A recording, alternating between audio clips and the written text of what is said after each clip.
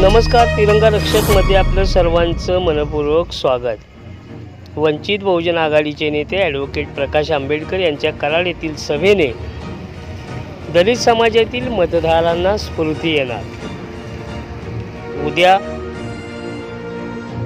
बुधवार दिनांक 1 मे 2024 रोजी सायंकाळी 4 वाजता डॉक्टर बाबासाहेब आंबेडकर मैदानावरती कराड येथे वंचित बहुजन आघाडीचे सातारा लोकसभा मतदारसंघाचे उमेदवार प्रशांत कदम यांच्या प्रचारार्थ वंचित बहुजन आघाडीचे नेते ॲडव्होकेट प्रकाश आंबेडकर यांची जाहीर सभा होत आहे।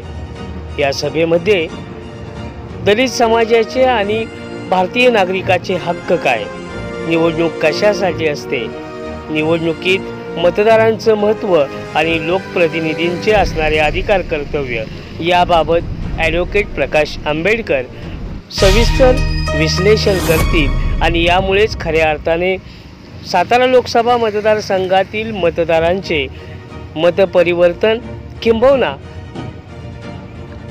दलित समाज खऱ्या अर्थाने स्वाभिमानानं चार्ज होईल अशी परिस्थिती निर्माण झाली असल्याचे राजकीय वर्तुळात बोलले जात आहे। उद्या होणाऱ्या सभेने खऱ्या अर्थानं दलित आणि बहुजन समाज वंचित बहुजन आघाडीच्या पाठीशी जाणार का हा देखील संशोधनाचा विषय आहे। तिरंगा रक्षक विश्वास मोहिते, कराड, सातारा।